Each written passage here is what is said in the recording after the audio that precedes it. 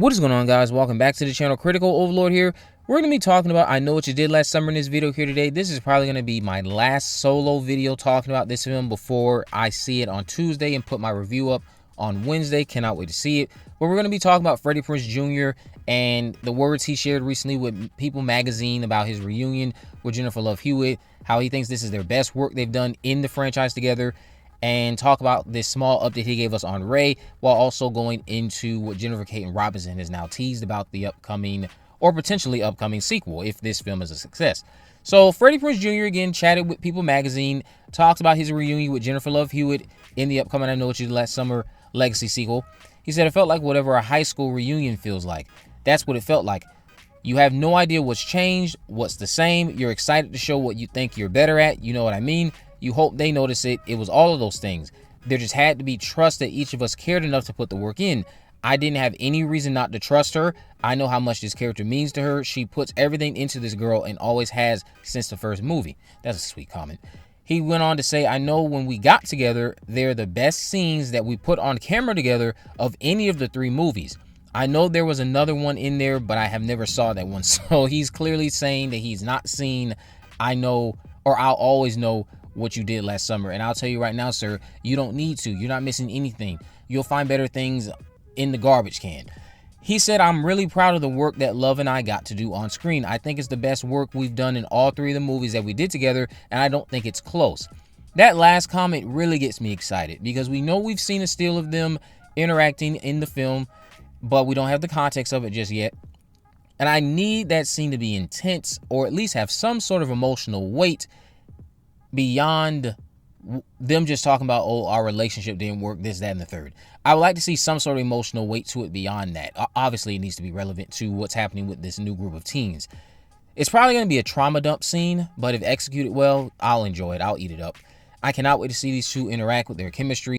Jennifer Kaytin Robinson also talked about what was important to her when bringing these two characters back in an interview with another outlet. She said, it was important to me to make sure that both of their stories felt like a continuation. We wanted to know, how would something like this affect them 27 years later?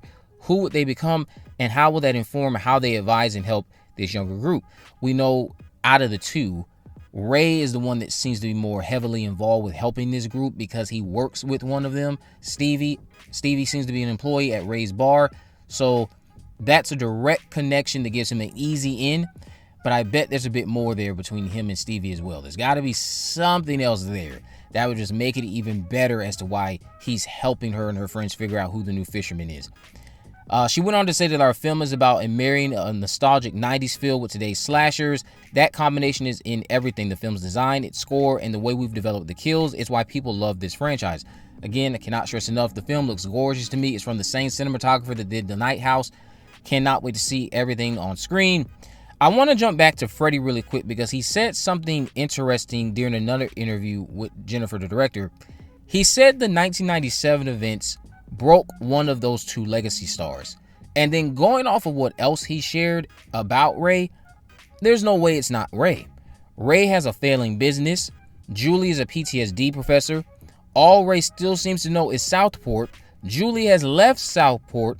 Ray is the one we also see being vocal about the new spree, almost like he's allowed that event to define his entire life for way too long.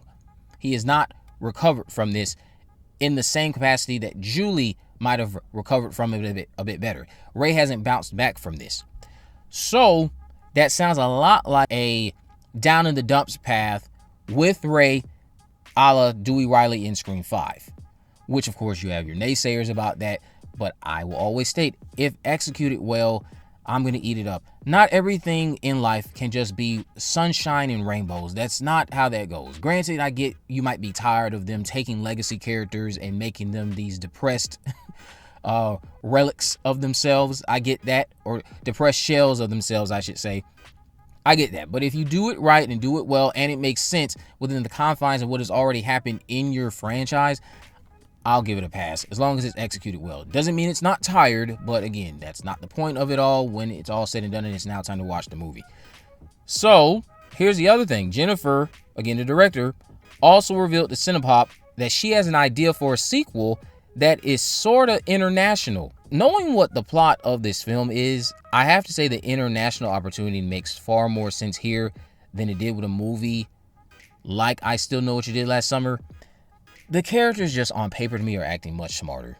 They're acting much smarter. I'm not going to say in what ways, but there's a lot of big differences to me that already have this film beating out the original in ways. I don't think it's going to end up being an overall better product, but the way characters are being written already is a little bit less infuriating. It does make a bit more sense as to why there's an opportunity to go international with the sequel, as opposed to what happened with I Still Know What You Did Last Summer, that has a very absurd setup, which many of you agreed in that community post I shared. The setup of that movie is so laughable and baffling, and it's like, why would Ben Willis do all of this when he can just go to the college campus? There is so many opportunities for you to save money on this, bro. You could have just got her at college. But I digress. The sequel opportunity and the international stuff she's teasing, it's going to make a lot more sense here if this film is a success. The characters and their behaviors, all of it is just far more digestible than some of the stupid decision making I see in that original film, which I still love to death, and I still do not see this film beating that one out. I'm just acknowledging the reality of how infuriating some of Julie's decision making can be in that original film. Not just her, Ray as well. Jen, the director, also did address the big swing that's going to transpire in this upcoming sequel, and all I can say is, after I witness it and see the context of it all, I'm sure I'm just going to love it even more. Those of you who are still trying to figure out who SC is, you haven't figured it out. I don't know what I said that might have made it too complicated, but again, SC is the new BW. That big swing does correlate to SC, and I'm excited for this film. I cannot wait to see it. You guys know that I was somebody who was a bit skeptical going into it, but once I started finding out certain things about the film and how it transpires, I was like, oh, wait a minute. She's actually cooking something here. This could be special. This could be my favorite slasher film of the year, if not one of my favorite films of the year. It just has to all be mixed well and then served up correctly. There is just no greater feeling than going into a movie that you were initially skeptical about, and then upon seeing said film that you were skeptical about, it just blew you away. Not in the sense that it was Oscar worthy or anything like that, but it was something competent and you feel like actually rewatching it, it proved you wrong. That just feels so good to me as an avid film lover.